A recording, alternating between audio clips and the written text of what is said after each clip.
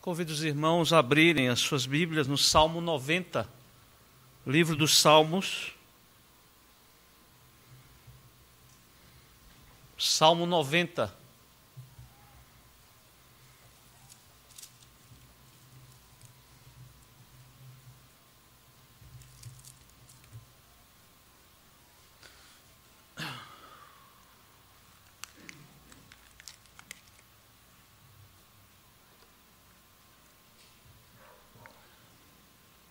Irmãos, na dedicatória que Calvino faz sobre o livro dos Salmos, ele comenta que palavras não podem transmitir a maravilha desse livro inspirado. E ele diz o seguinte: as riquezas variadas e esplêndidas que compõem este tesouro não são algo fácil de se expressar em palavras, cuja grandeza não admite permanecer completamente velada. Uma das características, ou uma característica notável no livro dos Salmos para Calvino, é que eles cobrem todo o âmbito das emoções, fraquezas dos crentes, expondo o nosso coração ao olho perscrutador de Deus e nos chamando ou atraindo ao autoexame. E ele diz ainda, irmãos, tenho o costume denominar este livro de uma anatomia de todas as partes da alma. E nesse livro aqui, irmãos, que nós vamos ler, ou nesse texto, nesse salmo que nós vamos ler, é uma descrição de um momento nevrálgico, de um momento delicado da vida de Moisés. Moisés provavelmente escreveu 2 livros no livro dos Salmos. Este, para os estudiosos, com certeza é de Moisés. Os Salmos, irmãos, descrevem, como nós já vimos, descrevem as emoções, as partes mais delicadas da alma. E muitos salmos, irmãos, quando nós lemos, nós ficamos chocados. Nós ficamos chocados porque a Bíblia não é um livro romântico. A Bíblia não tem rodeios. A Bíblia, ela fala de realidade, sem rodeios, sem esconder nada. E quando nós vemos a descrição de quem é Deus, nós ficamos chocados por causa da sua grandeza, por causa do seu poder. Porque, irmãos, e isso é preciso que nós levemos em consideração o que está escrito na Bíblia, porque o nosso conceito sobre Deus, via de regra, é diferente do que é prescrito na Bíblia. E se há um salmo, irmãos, realista, se há um salmo realista que mostra, como eu já disse, um momento delicado, um momento nevrálgico na vida de um homem de Deus, que no caso aqui é Moisés, é esse Salmo 90. O Salmo 90, irmãos, ele foi escrito por Moisés na parte final da sua vida. Moisés viveu 120 anos, ele não morreu de velhice. A Bíblia diz que com 120 anos, ele estava ali firme, com todo o seu vigor, mas ele morreu porque Deus decidiu que ele não haveria de entrar na terra prometida. Deus levou-o ao monte, ele ali avistou de longe a terra, ou a cidade de Jericó, ali pelas cercanias do Rio Jordão, e Deus chegou para ele e disse: Moisés, você não vai entrar na terra prometida. Ele implora a Deus, e, na verdade, ele está diante da realidade, se confrontando aqui com a realidade, E Moisés, irmãos, ele viveu, como eu já afirmei, 120 anos, e a vida dele pode ser dividida em 3 períodos, de 40 cada. O primeiro período, ele era nada mais, nada menos do que o filho da filha de Faraó, educado na melhor das culturas da época. Era provavelmente um poliglota, falava muitas línguas, deitado ali, irmãos, em berço esplêndido, na nobreza. Moisés conheceu o luxo, a nobreza de uma corte, de um império, provavelmente, irmãos, o império mais importante de todos os impérios da história da humanidade. Mas ele sabia que corria nas suas veias sangue de outra nação, de outra raça. E de repente ele viu um egípcio sendo ferido,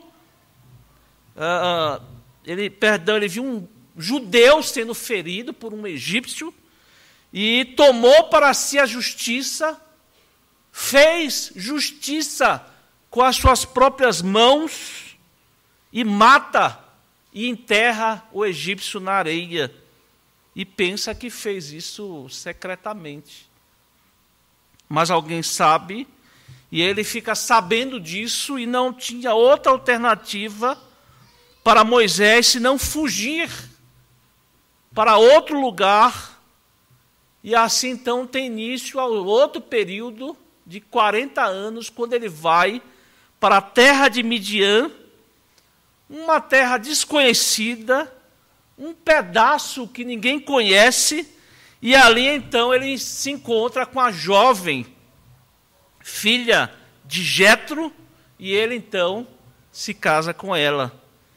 E ao se casar com a filha de Jetro, ele se torna um dos pastores de ovelhas do grande rebanho que provavelmente tinha Jetro. Ser pastor de ovelhas, irmãos, naquela época, é deixar a glória do império para a mais vil das profissões que existiam naquele período. Irmãos, pastor de ovelhas, ninguém queria que chegasse perto, porque fedia. E durante 40 anos ele experimenta esta vida de pastoreio de ovelhas. E quem é Moisés agora, irmãos? Um sem importância, um desconhecido. Foi quando então ele avistou uma sarça, os irmãos conhecem bem essa história, um espinheiro que arde, mas não se consome, e ele fica então aterrorizado e se aproxima daquele lugar para ver o que efetivamente estava acontecendo, e qual a sua surpresa. Dali sai uma voz que se identifica e fala para ele: tira as sandálias dos teus pés, porque a terra onde pisas é terra santa. Era Deus naquela teofania, e Deus dá a Moisés, irmãos, talvez o mais importante de todos os afazeres, porque ele se torna o maior libertador da história da humanidade. Moisés, um fugitivo, um fedorento, um pastor de ovelhas, sem importância nenhuma, ele é chamado agora para ser o maior libertador de todos os tempos.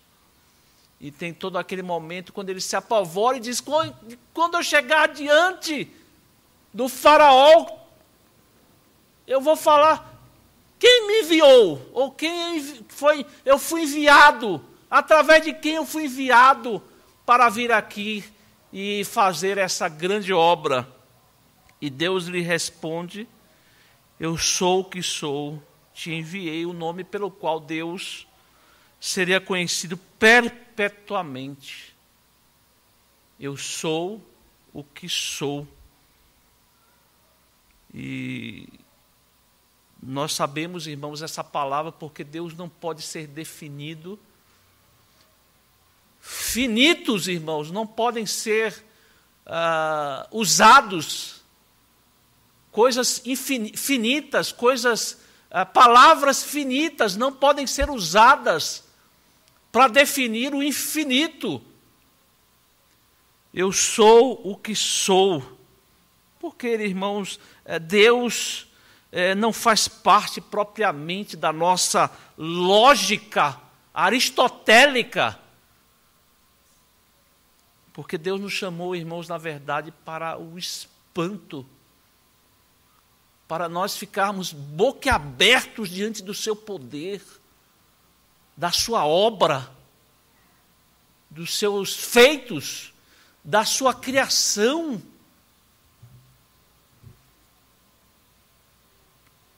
Por isso, irmãos, que o nosso culto, ele precisa ser um culto genuflexo, ou seja, um culto de joelhos. Nós chegamos aqui, nos curvamos diante do Deus Todo-Poderoso, porque é isso que significa culto, curvar-se diante de Deus. Os nossos cultos, irmãos, via de regra, são cultos onde muitas pessoas entram e saem numa boa.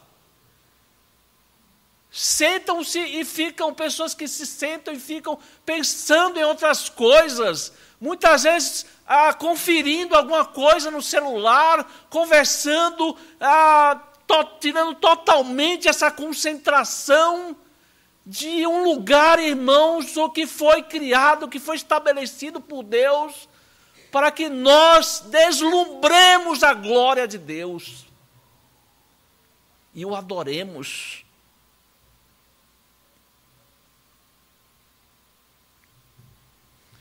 Então começam os 40 anos da vida de Moisés, os últimos 40 anos na vida de Moisés. Deus determina aquilo que ele use, aquilo que seria utilizável, que é a vara. Né? Deus dá a ele uma vara para que com aquela vara Deus realizasse os seus portentos para libertar o povo. E o povo, então, é libertado. O povo, irmãos, murmurando, o povo reclamando. Deus tirou o povo da escravidão, mas a escravidão não foi tirada do povo, porque eles saíram, irmãos, para a libertação, mas eles ainda tinham saudades da escravidão. Nós somos assim, irmãos. Nós somos libertos, forasteiros neste mundo, libertos da escravidão, mas ainda temos saudades das cebolas, das alfarrobas, das bolotas da escravidão.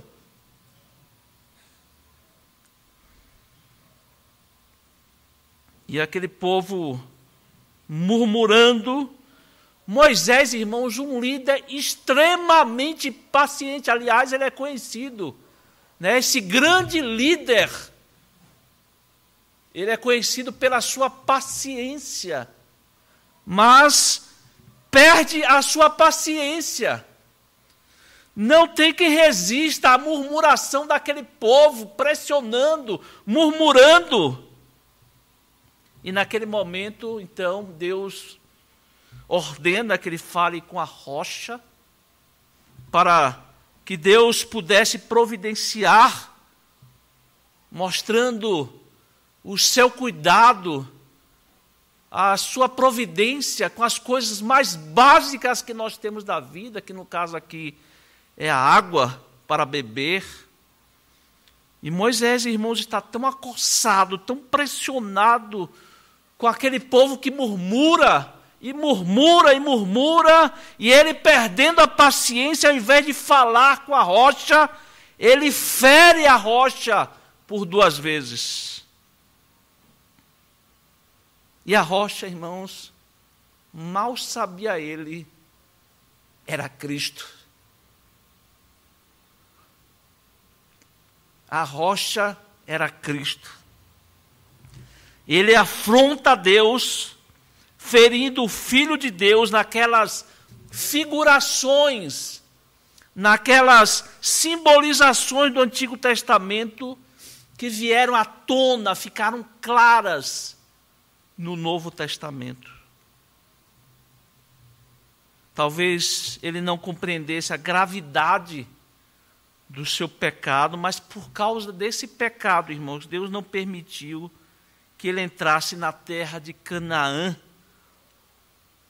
porque ele tinha coisa melhor.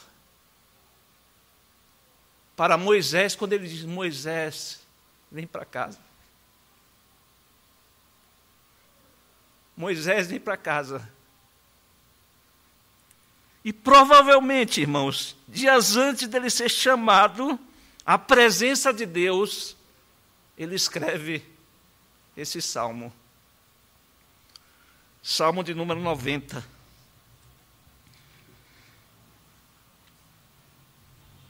Oração de Moisés, homem de Deus. Senhor, tu tens sido o nosso refúgio de geração em geração. Antes que os montes nascessem e se formassem a terra e o mundo, de eternidade a eternidade, tu és Deus. Tu reduzes o homem ao pó e dizes: tornai filhos dos homens. Pois 1000 anos aos teus olhos são como o dia de ontem que se foi, e como a vigília da noite. Tu os arrastas na torrente, são como um sono, como a relva que floresce de madrugada. De madrugada viceja e floresce, à tarde murcha e seca. Pois somos consumidos pela tua ira e pelo teu furor conturbados. Diante de ti puseste as nossas iniquidades, e sob a luz do teu rosto os nossos pecados ocultos. Pois todos os nossos dias se passam na tua ira. Acabam-se os nossos anos como um breve pensamento. Os dias da nossa vida sobem a 70 anos, ou havendo vigor a 80. Neste caso, o melhor deles é canseira e enfado. Porque tudo passa rapidamente e nós voamos.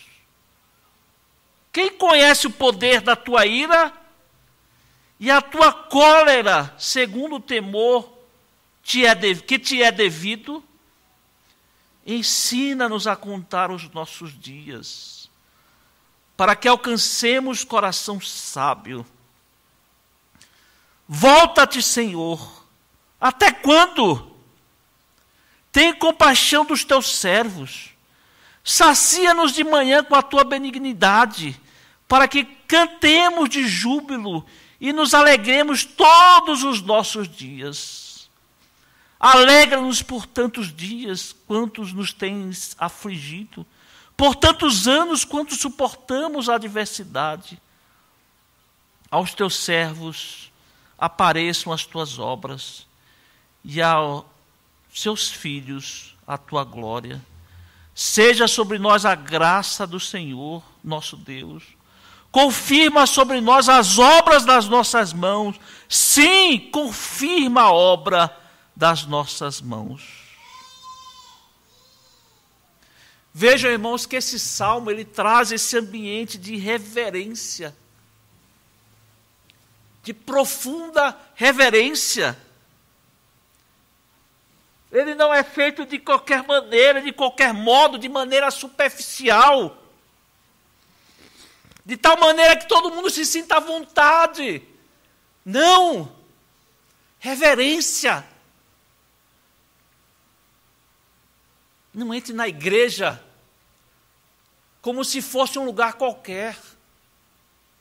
Tira as sandálias dos teus pés, porque o lugar onde pisas é santo.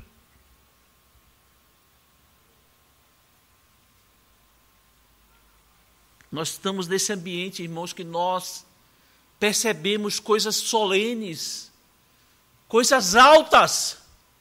Daqui a pouco, irmãos, nós vamos participar da Santa Ceia do Senhor. Quantos ensinamentos profundos, irmãos.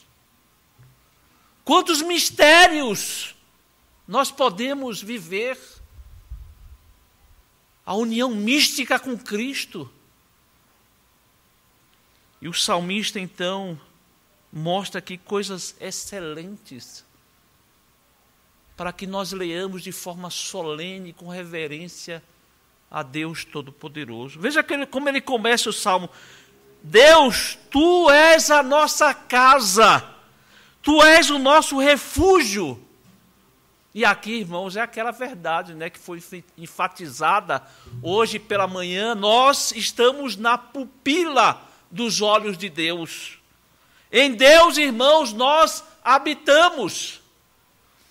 Não farás para ti imagens de escultura. E as escrituras continuam: não terás outros deuses diante de mim, porque qualquer pecado que você cometer, qualquer coisa que você pensar ou fazer,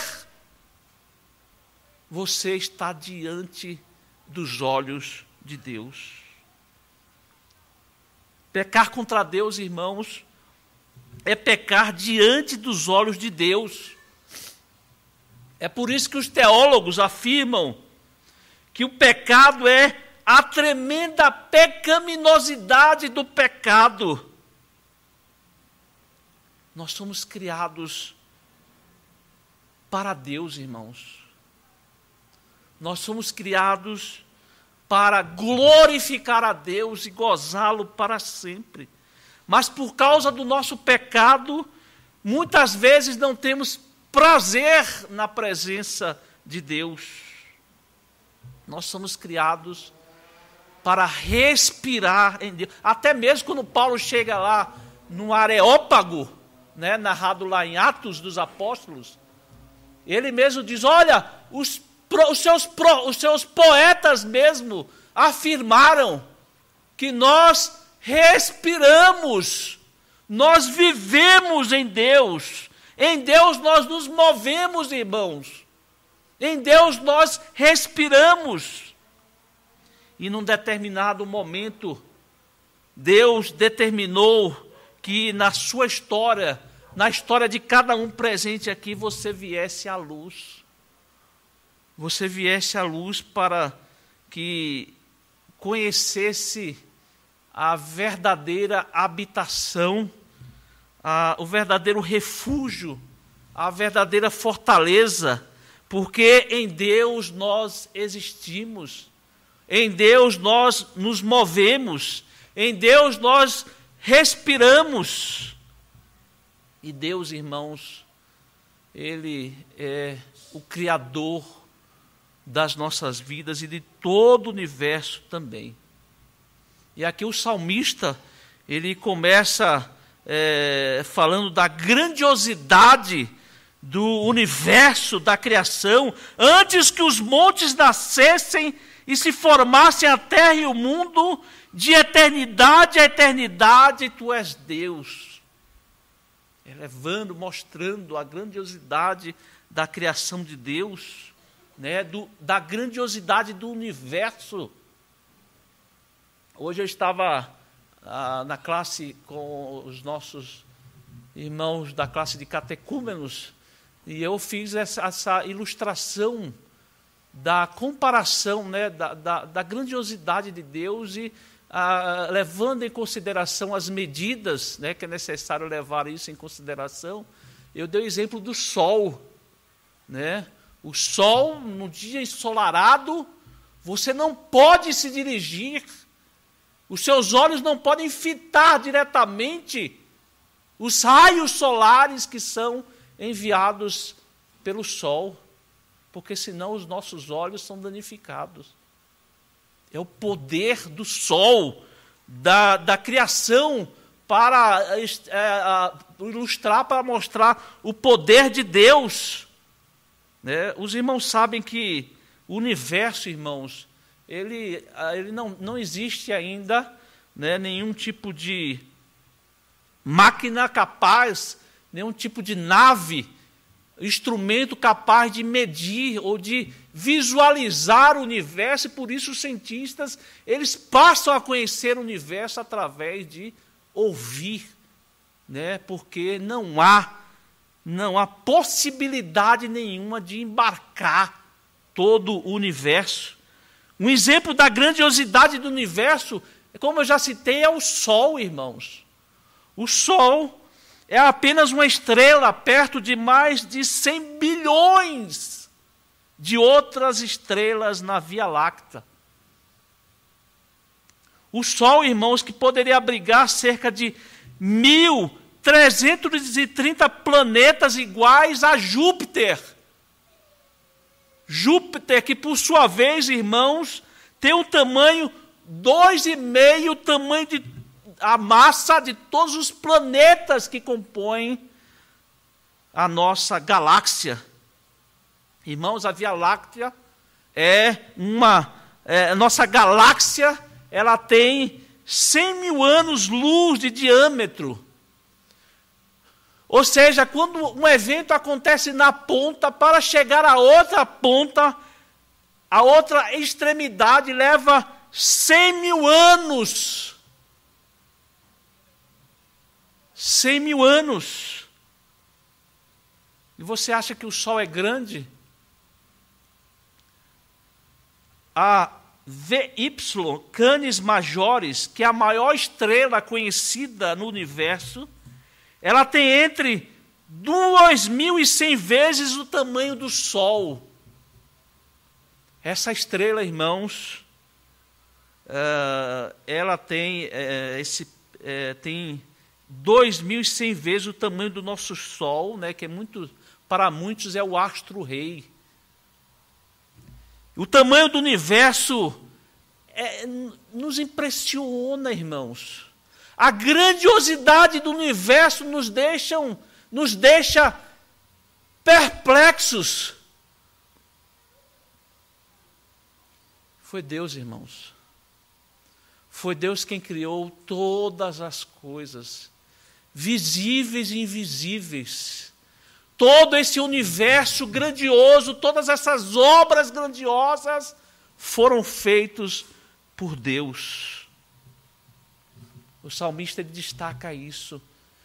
Quão grandioso é o nosso Deus.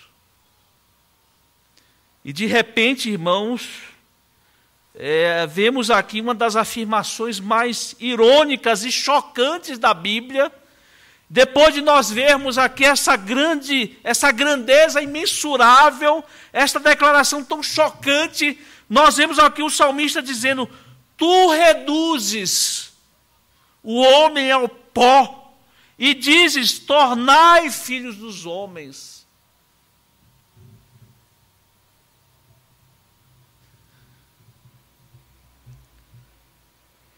Uma grandeza inexplicável, uma grandeza inalcançável, e depois aqui, irmãos, nós vemos uma pequenez chocante. A palavra aqui fala da existência, da vida, né, da vida do ser humano. Veja como que ele fala aqui, como Deus nos tira da existência humana. Nesse período tão fugaz, irmãos, nossa vida, né, a Bíblia ressalta muitas vezes, é como neblina. Passa de maneira tão rápida. Veja o que ele afirma no versículo 4. Pois 1000 anos aos teus olhos são como o dia de ontem que se foi e como a vigília da noite. O salmista aqui está dizendo, irmãos, mesmo que você tivesse 1000 anos, né, que nós já tivemos pessoas que viveram, Matusalém quase viveu isso, né, confirmem lá na Bíblia. Mesmo que você e eu vivêssemos 1000 anos, a nossa vida ainda seria fugaz, seria passageira, como o dia de ontem que se foi, ou como a vigília da noite. E a nossa vida, irmãos, ela pode acabar nesse instante, agora. Essa pode ser a nossa última respiração. E ele nos tira aqui, Deus nos tira. O salmista mostra que nos tira de duas formas. A primeira forma está aí no versículo 5. Tu os arrastas na torrente. Tu os arrastas na torrente. São os tsunamis da vida, irmãos. São aquelas enfermidades que não têm idade. Não tem momento para acontecer. Aqueles tsunamis que não dá tempo de você pôr o pé no chão. As enfermidades vêm e as pessoas são arrastadas como torrentes.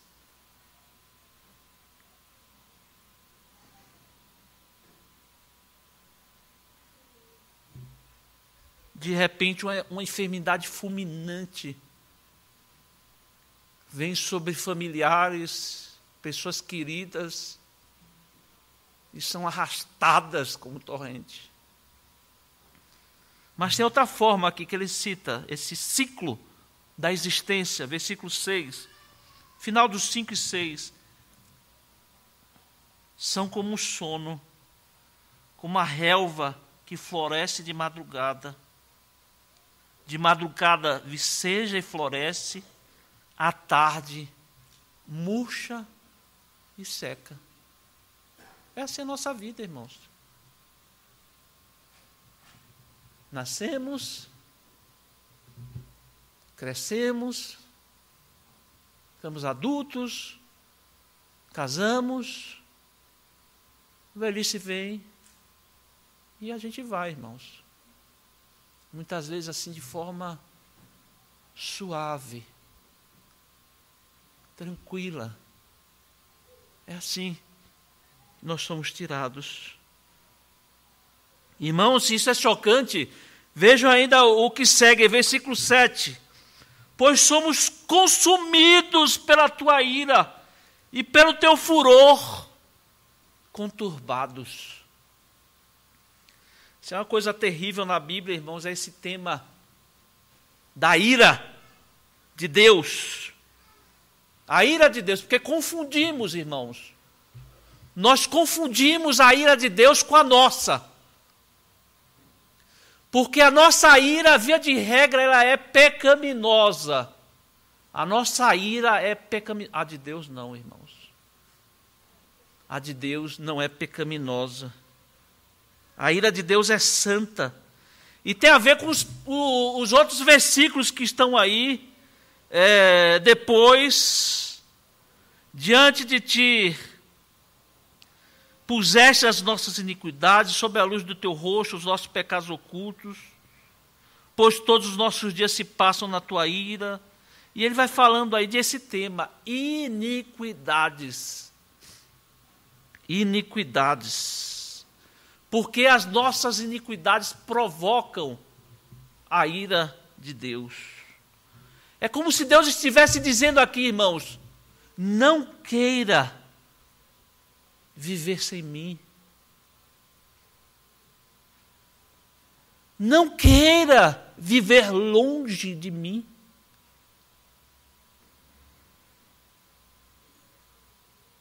Em mim, você respira. Em mim, você se move. Em mim, você vive. Deus reclama para si o que é dele, irmãos. E nós somos dele. Nós somos de Deus e nós somos de Deus duplamente, irmãos. Nós somos de Deus porque fomos criados por Deus. E nós somos de Deus porque nós somos recriados. Nós fomos recriados por Deus, porque nós nascemos de novo. Nós nascemos de novo. E é por isso que Deus reclama para si o que é dele. Nós somos dele, irmãos. Nós somos de Deus. E a nossa alma não descansará enquanto nós não descansarmos nele, em Deus. O salmista, então, irmãos, quando ele percebe, quando ele relata essa finitude, essa nossa pequenez, quando ele começa a perceber que ele não vai viver para sempre. Muitas vezes a gente vive assim, né? Vamos vivendo. Parece que nunca vai acabar mesmo. Vamos vivendo, vamos aí, vamos levando. Vamos viver do jeito que eu quero. Vamos viver do jeito que me dá prazer. Vamos viver do que me traz alegria, fazendo o que eu quero. Vamos vivendo.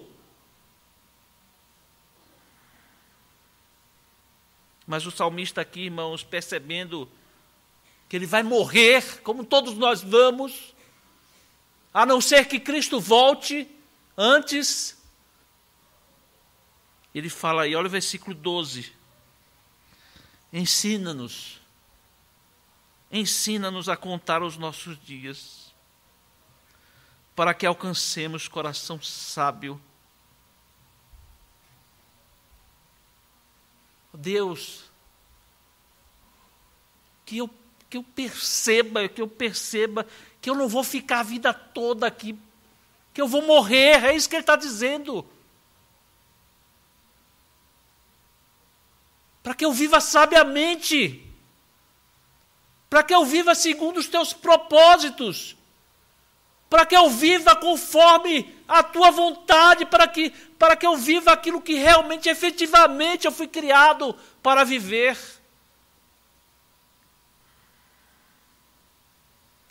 Cada um de nós, irmãos, cada um de nós tem que viver como se hoje fosse o nosso último dia.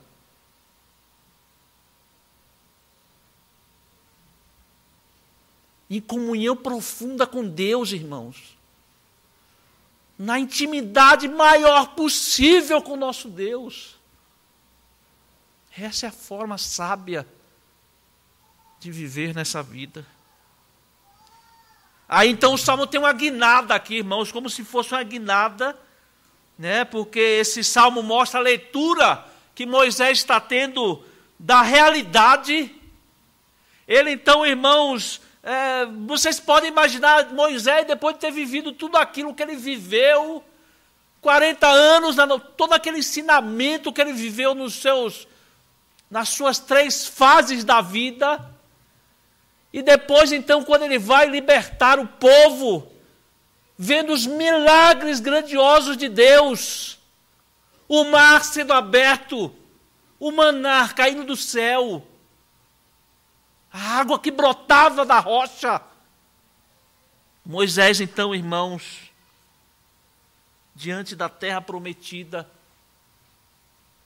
diante daquela palavra de Deus, ele diz aí, volta-te, versículo 13, verso 13. Volta-te, Senhor. Até quando? Fugir de Deus, irmãos. Ficar longe de Deus. Ficar afastado de Deus é a coisa mais tola. É a coisa mais idiota que você pode fazer.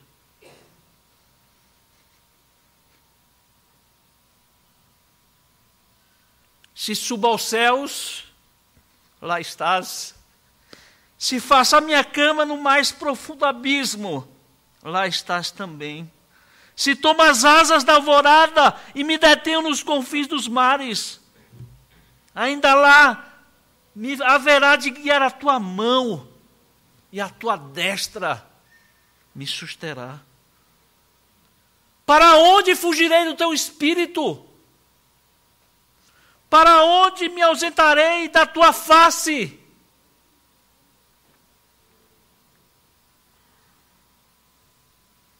Então, irmãos, se é impossível fugir de Deus, a melhor coisa que nós podemos fazer, é fugir para Deus. É fugir para Deus. Volta-te! Até quando? Veja que ele não pede aqui.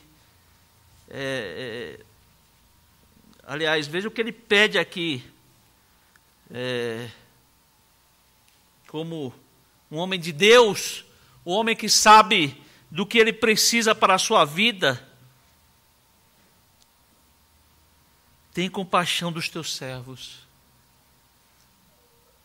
Tem compaixão dos teus servos. Não, aqui aquela palavra, aquela oração que todos nós, irmãos, precisamos ler com algo precioso na nossa vida. Quando a palavra de Deus lá, o homem de Deus, ele pede: não me trate segundo o que eu mereço, mas segundo a tua compaixão.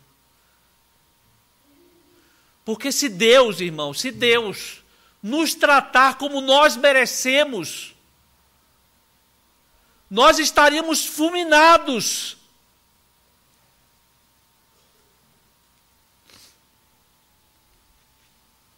Aqui é a oração do publicano. É a oração do publicano. Os irmãos conhecem bem quando ele diz assim: sê propício a mim, pecador. Sê propício a mim, pecador. O que ele está pedindo aqui, irmãos, é a tampa da propiciação. É a tampa da propiciação. É que Deus continuasse justo e assim descobrisse um meio para justificar a mim, que sou injusto, de uma maneira justa. Porque é essa, irmãos, esse é o âmago do Evangelho. Esse é o âmago do Evangelho. Trata não propriamente, irmãos, não da nossa salvação. A nossa salvação, irmãos, é coisa secundária. O âmago do Evangelho, a coisa principal, trata da consistência do caráter de Deus. Deus é amor. Mas Deus é justo, irmãos. Deus é justo. E o âmago do Evangelho é exatamente essa obra que Deus realizou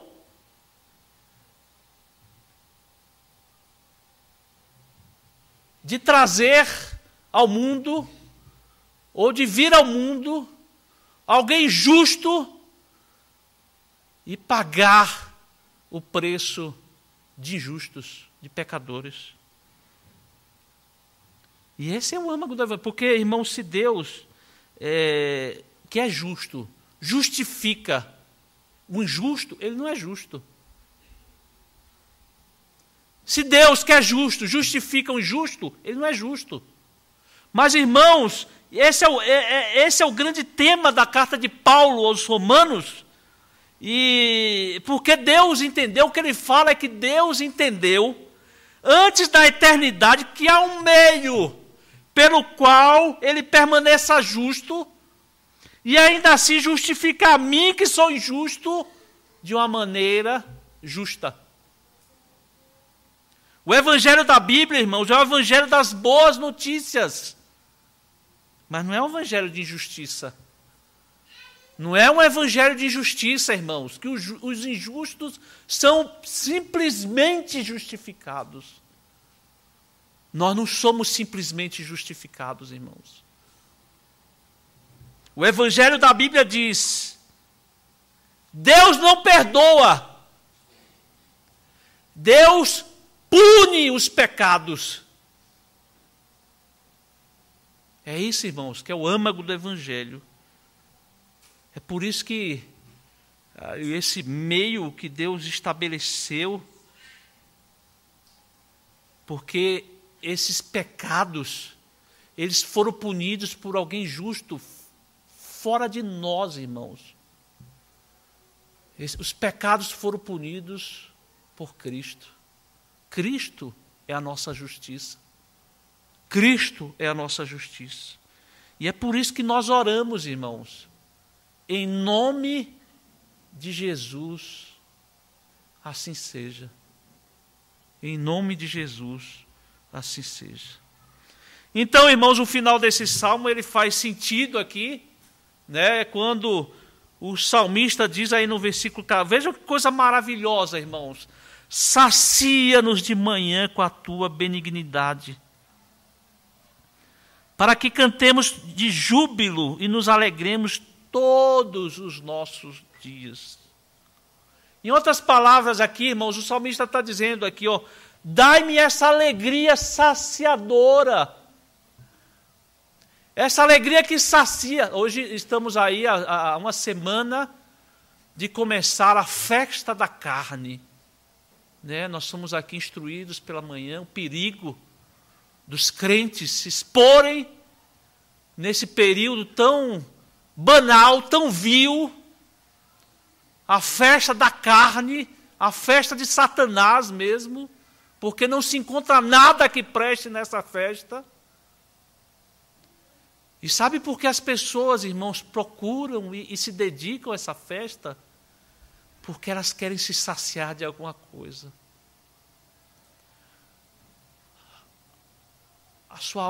A alma dessas pessoas está vazia, irmãos. As suas vidas estão vazias.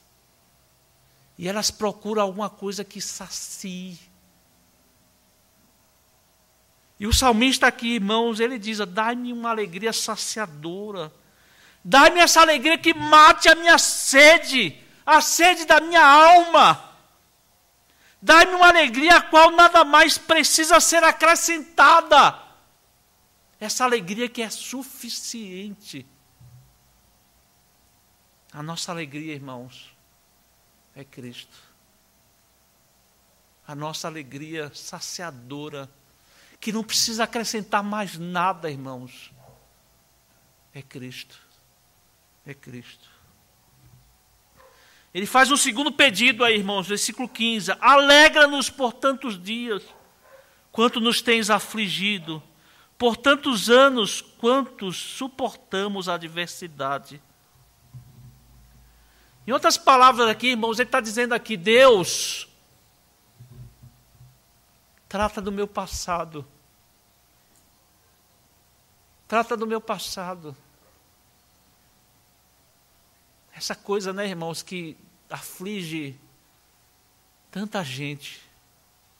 Quantas pessoas, irmãos, são petrificadas, são paralisadas, vivem em angústia, vivem em sofrimento por coisinhas, por coisas, ou coisas, seja o que for, coisas que aconteceram no passado, e ficam ali remoendo, e ficam trazendo à tona, e ficam vivendo debaixo dessa pressão, dessa aflição, que é o passado. Consciências encarceradas, corações duros, irados, adoentados por causa do passado, por causa de acontecimentos, palavras ditas, coisas acontecidas.